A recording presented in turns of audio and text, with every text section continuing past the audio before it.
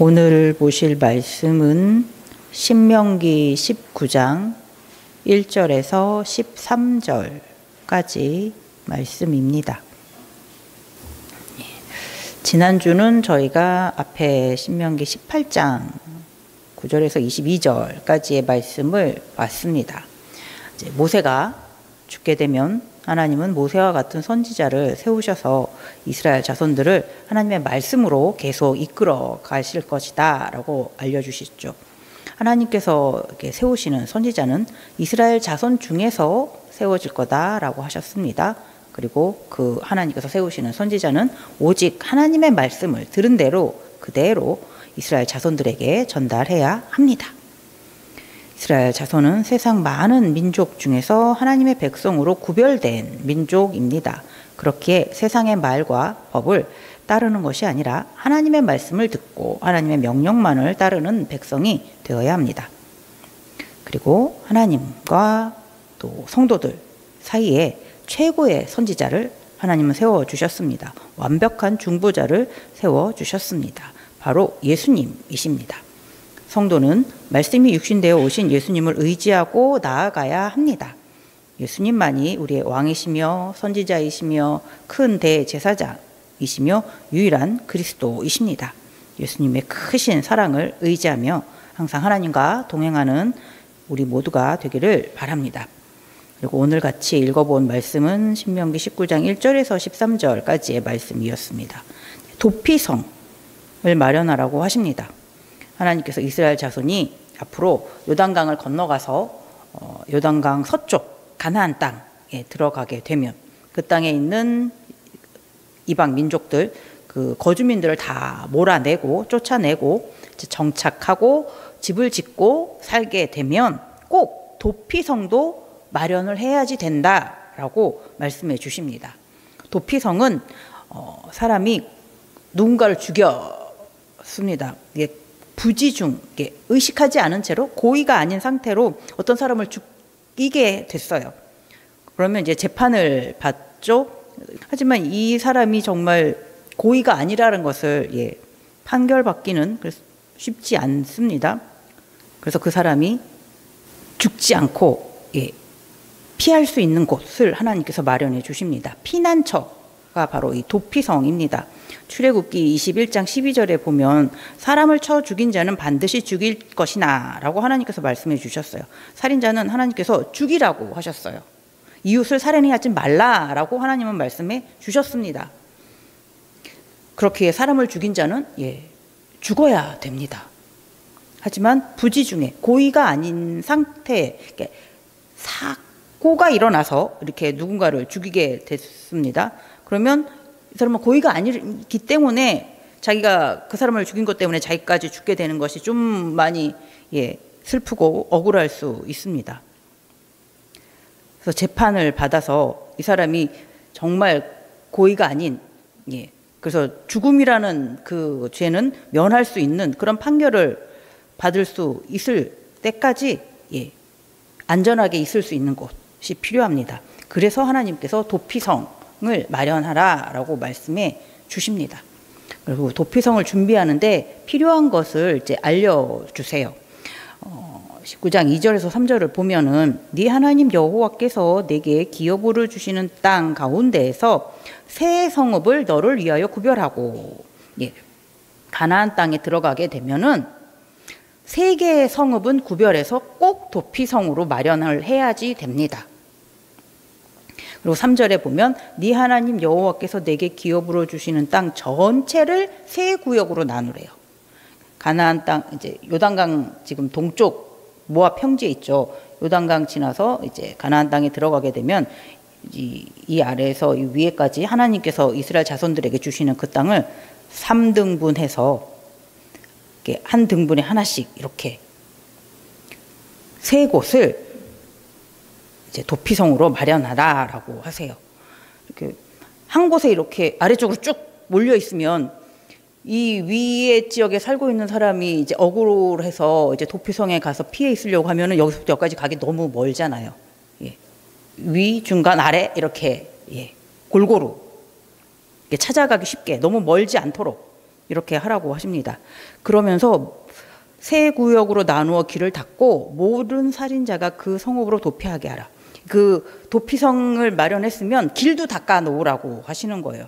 길을 안 닦아 놓으면 막 풀 자라고 나무 막 빽빽하게 자라고 하면은 그 도피성까지 찾아가는 것이 너무나 힘들 수 있죠. 이 사람은 굉장히 지금 다급한 마음이에요. 자기가 억울하게 살인자가 돼서 죽게 될 수 있기 때문에 빨리 도피성에 가야지 되는데 길을 찾기 어려운 그런 곳에 도피성이 있으면 도피성으로 빨리 못 갈 수 있습니다. 그러면 자기를 죽이려고 쫓아오는 자에게 붙잡혀서 죽을 수도 있습니다. 뒷부분 6절 뒷부분에 보면은요. 그 피를 보복하는 자의 마음이 복수심에 불타서 살인자를 뒤쫓는데 그가 가는 길이 멀면 그를 따라 잡아 죽일까 하노라. 이 사람이 사고로 어떤 사람을 죽이게 되었어요. 그러면 나도 억울하지만 이 죽은 사람은 더 억울하겠죠. 그러니까 이 죽은 사람의 그 억울함을 풀어주기 위해서 이 사람을 죽이려고 하는 이 죽은 자의 피해 보복자, 가장 가까운 친척들이 이 살인자를 쫓아와서 죽일 수 있습니다. 그래서 길이 만약에 험하면 찾기 어려우면 도피성이 너무 멀리 떨어져 있으면 도피성까지 가다가 이 사람은 죽을 수도 있습니다. 그러면 이 사람도 조금 더 이제 억울하게 죽음을 당하게 될 수도 있죠. 그래서 도피성은 쉽게 찾아갈 수 있도록 3등분 해가지고 그 구역마다 세 곳에 두라고 하셨고 또 그 길도 잘 닦아 놓으라고 하나님은 하십니다. 이 세 성읍은 가나안 땅, 요단강을 지나서 서쪽에 여기를 세 곳을 마련해 놓으라고 하세요. 그런데 이미 요단강 동쪽에도 세 곳을 마련해 놓으라라고 미리 말씀해 주셨죠. 그래서 모두 6곳이 돼요.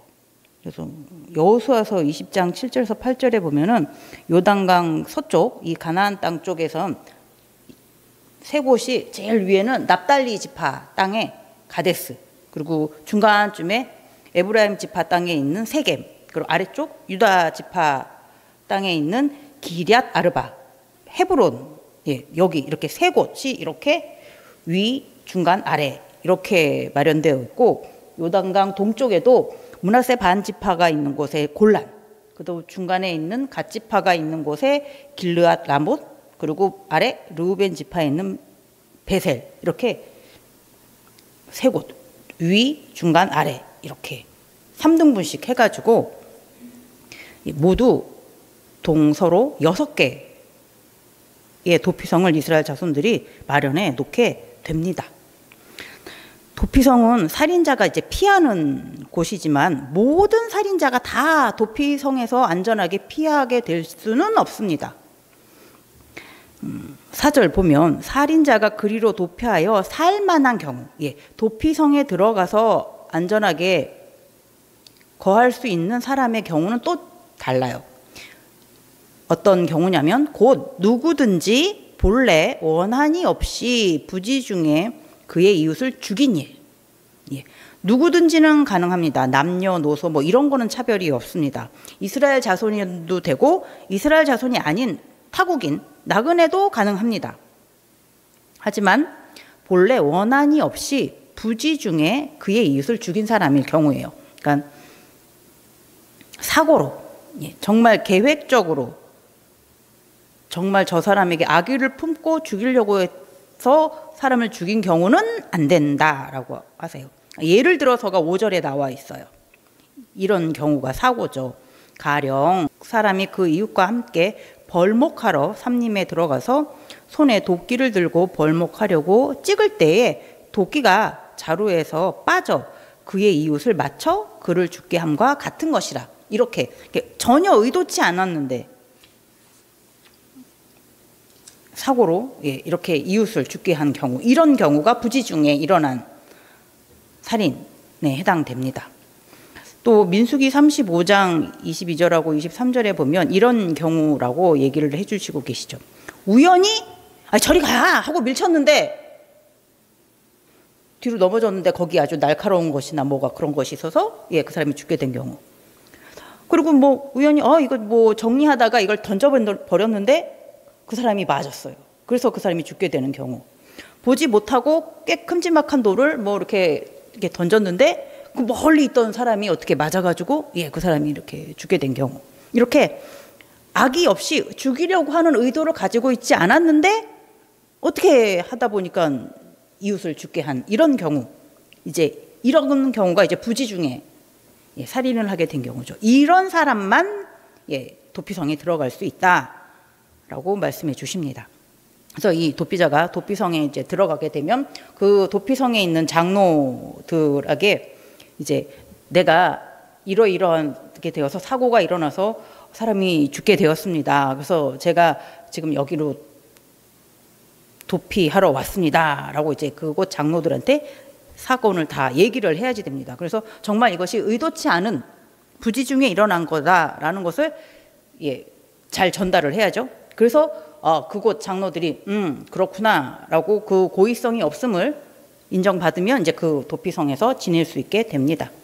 그리고 만약에 나를 죽이려고 따라오는 그 피해 보복자가 와서 저 사람 내주십시오 해도 이제 안 내보내 줍니다. 그 사람을 그 도피성에서 지켜주는 거죠. 그리고 여호수아서 20장 6절 보면 그 살인자는 이렇게 고의적이 아닌 이제 부지 중에 살인을 하게 된 그 살인자는 회중 앞에 서서 재판을 받기까지 또는 그 당시 대제사장이 죽기까지 그 성읍에 거주하다가 그 후에 그 살인자는 그 성읍 곧 자기가 도망하여 나온 자기 성읍 자기 집으로 돌아갈지니라 하라 하시니라. 이 부지 중에 살인을 하게 된 이 사람이 고의성이 없음을 정말 그래서 나는 재판을 받아서 그래도 죽게 되는 그런 형벌은 받지 않게 되어야 되잖아요. 근데 그게 쉬운 일은 아닐 거예요. 내가 정말 고의성이 없다라는 것을 예, 잘 전달하고 또 다른 재판에 나온 재판장들이나 다른 지도자들이나 그리고 나 때문에 죽은 그 사람의 그 친족들이 다 이해를 할 수 있어야지 되니까요. 그래서 예, 그 재판을 잘 받아서 제가 고의적이 아니다라는 걸 그래서 죽음이라는 징계는 받지 않게 되면 좋지만 그렇지 못할 경우에 예, 안전하게 있어야지 될 곳이 있죠. 그곳이 이제 도피성에 계속 있는데 언제까지 계속 있어야지 되냐면 그 당시에 대제사장이 죽기까지 그 도피성에 있어야지 됩니다. 그 당시에 대제사장이 죽으면 예, 이 부지 중에 살인자가 된 이 사람은 이제 원래 자기가 살던 곳에 이제 안전하게 돌아갈 수 있습니다. 원래 자기 집, 자기 고향으로 돌아가도 피해 보복자가 이 사람을 죽이지는 못합니다. 그런데 이렇게 부지 중에 살인을 하게 된 자는 도피성에 당연히 들어가게 되지만 부지 중이 아닌 경우 정말 이웃에 대해서 미워하는 마음이 있어서 악의적으로 죽이고 나서 그리고서 이제 도피성에 도망가는 사람도 있을 수 있겠죠. 그런 경우는 이렇게 하라라고 말씀해 주고 계세요. 11절, 12절, 13절에 보면 그러나 만일 어떤 사람이 그의 이웃을 미워하여 엎드려 그를 기다리다가 일어나 상처를 입혀 죽게 하고 이 한 성읍으로 도피하면 그 본 성읍 장로들이 사람을 보내어 그를 거기서 잡아다가 보복자의 손에 넘겨 죽이게 할 것이라. 네 눈이 그를 긍휼히 여기지 말고 무죄한 피를 흘린 죄를 이스라엘에서 제하라. 그리하면 네 복이 있으리라. 예, 그런 경우 정말 고의적으로 저 사람이 미워가지고 죽여놓고서 안 그런 척하고 막 도피성으로 도망간 이런 경우, 예, 그런 경우에는 그 원래 그 사람이 살던 그곳의 장로들이 이 사람을 잡아오라라고 합니다. 그럼 이 사람 잡혀가요. 그래서 피해 보복자들한테 이제 넘겨지게 되죠. 이 피해 보복자는 그 억울하게 죽은 사람, 그 사람의 가장 가까운 가족, 친척이에요. 억울하게 죽임을 당한 사람에 대해서 복수할 수 있는 권리가 그들에게는 있습니다. 그래서 그 사람, 예, 이 살인한 자를 죽일 수 있습니다. 하나님께서 예, 살인한 자를 죽이라고 하셨으니까 긍휼히 여기지 말고 죽이라고 하세요. 그렇기에 이제 살인이 일어났을 때 그것이 고의적인지 아니면 정말 고의가 없는지, 악의가 없는 상황인지 이것을 구분하는 것이 굉장히 중요합니다. 그래서 이런 고의가 있었던 살인으로 보는 것을 민수기에서 조금 알려주고 계세요. 민수기 35장 16절에서 21절에 보면은 철, 연장을 사용했으면 이건 고의적이다. 사람이 맞으면 죽을 수 있는 크기의 돌을 던졌다? 그럼 이건 고의적인 것이다. 그리고 사람이 맞으면 죽을 수 있는 나무 연장이다. 그렇죠. 굉장히 크거나 아니면 뾰족하거나 뭐 그런 거. 이러면 이거는 죽이려고 하는 의도가 있었다. 이렇게 이제 판명이 나는 거죠.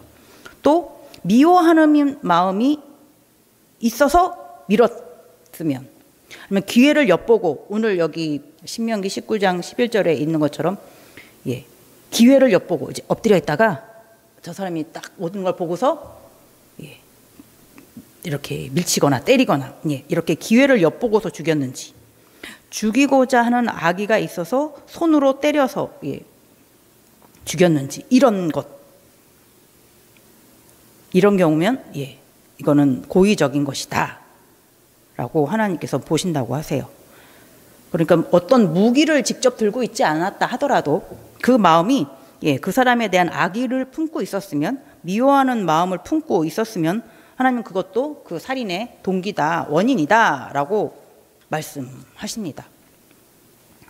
예수님도 말씀을 해주셨죠. 형제를, 이웃을 미워하는 것도 살인과 같다 라고 하셨습니다. 마태복음 5장 22절에 나는 너희에게 이르노니 형제에게 노하는 자마다 심판을 받게 되고 형제를 대하여 라가라 하는 자는 공에 잡혀가게 되고 미련한 놈이라 하는 자는 지옥불에 들어가게 되리라. 예. 살인의 시작은 예, 미워하는 그 마음에서부터입니다. 그래서 오늘 본문에도 계속 그 마음에 대한 부분이 나오죠. 4절에서도 본래 원한이 없이 부지중에 일어났는지를 아는 것이 아주 중요하고요. 11절에서도 이웃을 미워하여 엎드려서 기다리고 있다가 예, 일어나서 예, 상처를 입히고 죽였는지, 이런 것. 6절에서도 그 사람이 그에게 본래 원한이 없으니 죽이기에 합당하지 아니하나. 예, 본래 원한이 없어서 사고로 누군가를 죽게 됐다면 이 부지 중에 살인을 하게 된 이 사람이 죽임을 당하는 것은 좀 억울한 일이다 라고 이렇게 하나님은 말씀해 주세요.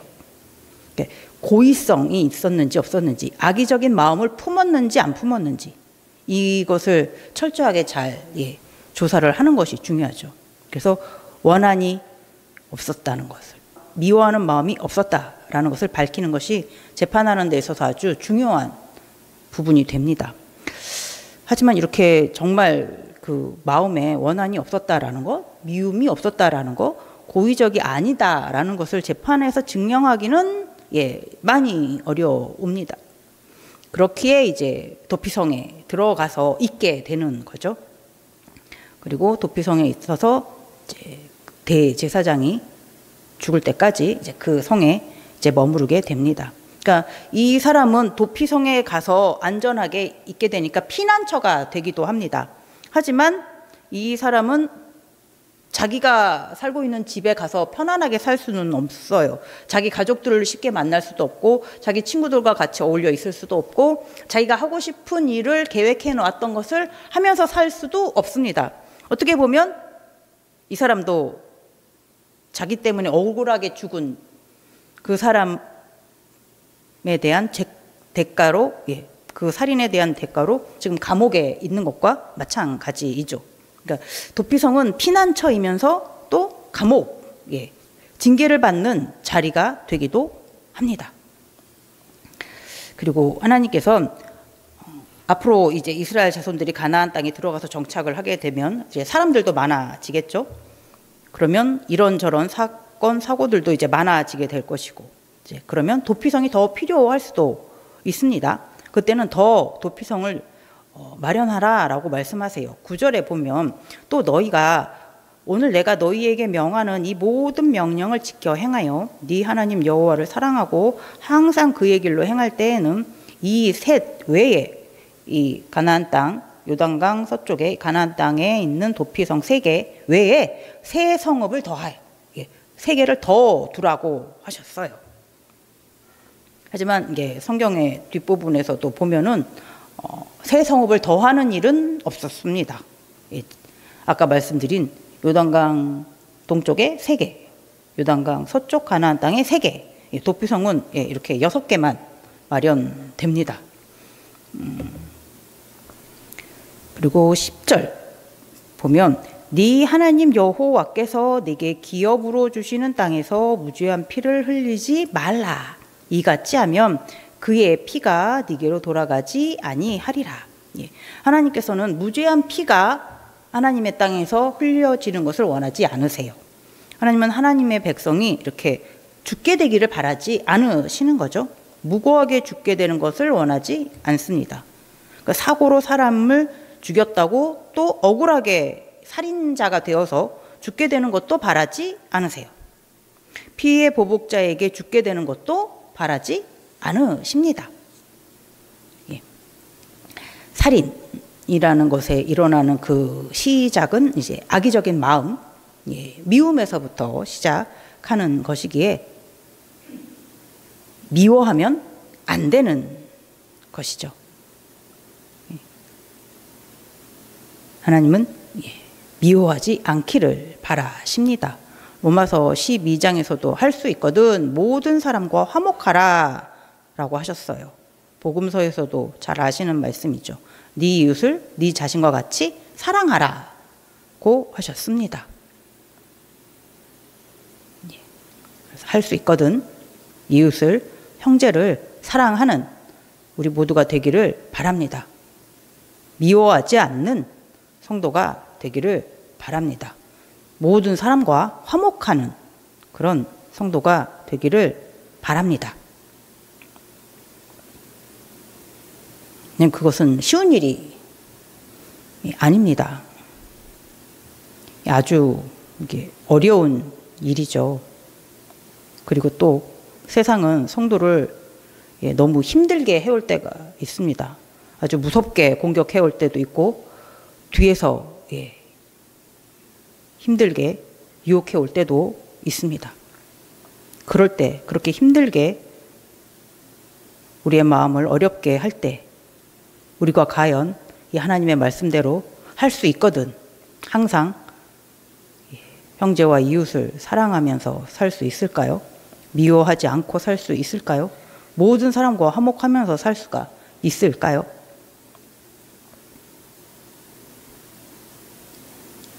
누구에게 도와달라고 하면 좋을까요? 하나님의 말씀대로 살 수 있게 해달라고 어디에다가 도움을 요청하면 좋을까요? 요한복음 6장 37절 말씀을 같이 한번 보겠습니다. 아버지께서 내게 주시는 자는 다 내게로 올 것이요 내게 오는 자는 내가 결코 내쫓지 아니하리라. 예수님께 나아가시길 바랍니다. 예수님께 오는 자를 절대 내쫓지 않는다고 하십니다. 예수님께 나아가는 자를 모두 품어 주십니다. 마태복음 11장 28절에서 또 수고하고 무거운 짐진 자들아 다 내게로 오라 내가 너를 쉬게 하리라. 예수님께 모든 마음의 짐을 내려놓으시기 바랍니다. 화가 나는 일이 있었을 때도 억울했던 일들도 짜증났던 일들도 아주 속상했던 그 순간들도 다 예수님께 내려놓으시기 바랍니다. 그 모든 마음들을 화났던 마음들, 미움이 가득했던 그 마음들 다 예수님 앞에 내려놓으시기 바랍니다. 그래서 그 마음들이 다 비워지면 그곳에 새로운 마음을 담아 가시기 바랍니다. 빌립보서 2장 5절에 너희 안에 이 마음을 품으라 곧 그리스도 예수의 마음이니. 새 마음을 품는 여러분들 되시기 바랍니다. 예수님 아래 여러분들의 무거웠던 마음, 억울했던 마음, 슬펐던 마음, 화났던 마음, 미워했던 마음들을 다 내려놓으시고 그 마음이 텅 비워지면 새로운 마음을 다시 채우시기 바랍니다. 예수님의 마음을 새롭게 채우시기 바랍니다. 그러면 아무 일에든지 다툼도 없고 허영도 없고 오직 겸손한 마음으로 있을 수 있게 됩니다. 자기보다 남을 낮게 여길 수 있게 됩니다. 각각 자기 일을 잘 돌보게 되고 다른 사람들의 일도 돌보게 됩니다. 그렇게 하나님을 기쁘시게 할 수 있습니다. 미움의 마음이 있다면 비우시는 우리 모두가 되기를 바랍니다. 예수님 앞에 다 내려놓게 되기를 바랍니다. 그리고 예수님의 마음을 채워가는 우리 모두가 되기를 바랍니다. 기도하겠습니다.